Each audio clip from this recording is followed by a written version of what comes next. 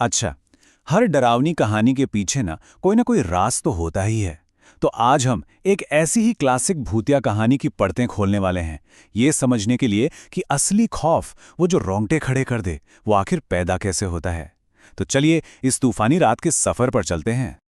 और यही सवाल इस पूरी कहानी के दिल में है।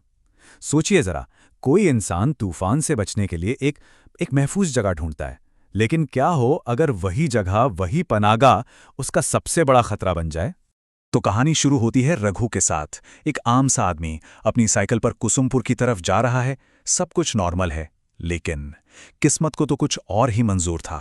अचानक देखते देखते आसमान का रंग बदल जाता है, एकदम राख जैसा। और फिर एक ऐसा भयानक तूफान आता है जो उसे अपना रास्ता बदलने पर मजबूर कर देता है। तो देखिए कैसे एक सीधा सादा सफर धीरे धीरे एक बुरे सपने में बदलता जा रहा है। दोपहर में आसमान का रंग बदला, शाम होते होते मूसलाधार बारिश, और रात तक तो वो पूरी तरह खो चुका है। हर गुजरते पल के साथ रघु दुनिया से जैसे कटता जा रहा है। अकेला, बेबस और अनजाने में वो उस खौफ की तरफ बढ़ रहा है जो उसका इंतजार कर रहा है। और ठीक उसी वक्त जब वो तूफान में बुरी तरह फंस चुका है, उसे एक चाय की दुकान दिखाई देती है, एक पनाहगाह। पहली नज़र में तो भाई एक बहुत ही महफूज ठिकाना लगता है, लेकिन असल में बेचैनी का असली खेल तो यहीं से शुरू होता है। ये थी पहली चेतावनी।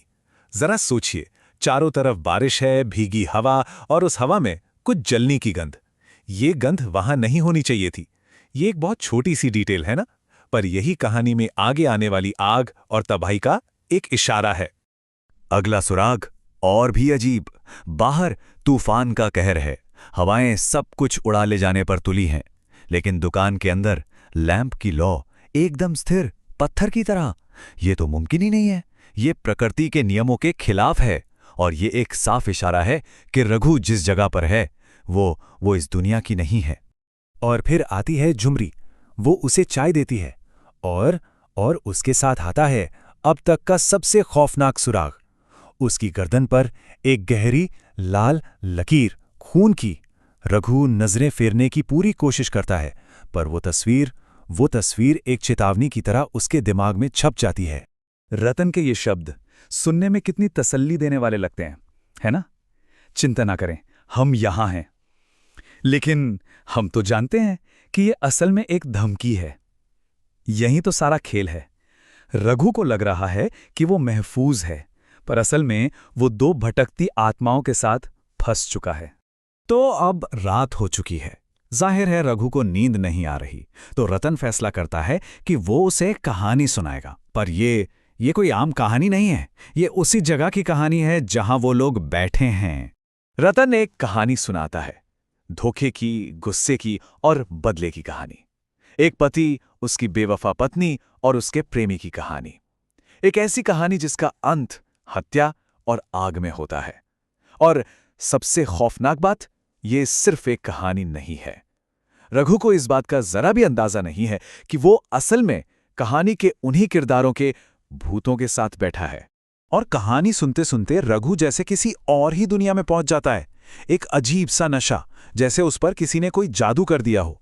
ये सिर्फ कानों से सुनी जा रही कहानी नहीं है, ये एक एहसास है। वो आत्माएं उसे अपनी पीड़ा, अपना दर्द महसूस करा रही हैं। खैर, जैसे तैसे रात कटती है, सुबह होती है, और सुबह की रोशनी में रात का वो भयानक मंजर एक बुरे सपने जैसा लगता है। अब रघु को बस एक ही चीज चाहिए, उसे बस वहां से निकलना है, जल्दी। लेकिन कहानी इतनी आसानी से कहाँ खत्म होने वाली थी। उस घबराहट में, उस जल्दी में, वो अपनी सबसे कीमती चीज, पैसों से भरा बैग, वहीं भूल जाता है। और यही छोटी सी गलती उसे वापस उसी खौफनाक जगह पर जाने के लिए मजबूर कर देती है। और जब रघु वापस आता है, तो जो वो देखता है वो उसे हिलाकर रख देता है। रात की वो चाय की दुकान, वो महफूज ठिकाना अब वहां है ही नहीं। उसकी जगह पर क्या है? सिर्फ एक जला हुआ वीरान खंडर। सब कुछ एक धोखा था। बस यही एक सवाल उसके दिमाग में गूंज रहा है, वो झोपड़ी कहाँ गई? उसका दिमाग ये मानने को तैयार ही नहीं है कि जो कुछ भी उसने रात में देखा, महसूस किया, वो सिर्फ एक वहम था, भूतों का बनाया हुआ एक जाल। और ठीक उसी पल जब वो इस सदमे से उभरने की कोशिश कर ही रहा होता है, एक आवाज आती है, शायद आप ये ढूंढ रहे हैं। झुमरी की आत्मा दिन के उजाले में उसके ठीक सामने खड़ी है और उसके हाथ में उसका पैसों का बैग है। रात का खौफ अब दिन की हकीकत बन चुका था। तो ये थी कहानी। अब कहानी तो खत्म हो गई, पर चलिए जरा इसको समझते हैं। आखिर क्या है जो इस कहानी को इतना इतना असरदार बनाता है? ये सिर्फ कुछ डरावने सीन की बात नहीं है, ये उन तरीकों की बात है, उन टेक्निक्स की जिनका इस्तेमाल डर पैदा करने के लिए किया गया है। देखिए, ये कहानी ना हॉरर के कई क्लासिक फॉर्मूलों का इस्तेमाल करती है। और ये फॉर्मूले काम क्यों करते हैं? क्योंकि ये हमारे अंदर के सबसे गहरे डरों को छूते हैं।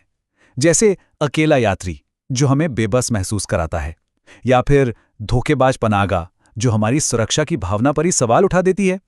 फिर वो छोटे छोटे सुराग जैसे जलने की गंध, दिए की स्थिर लौ, ये बेचैनी पैदा करते हैं।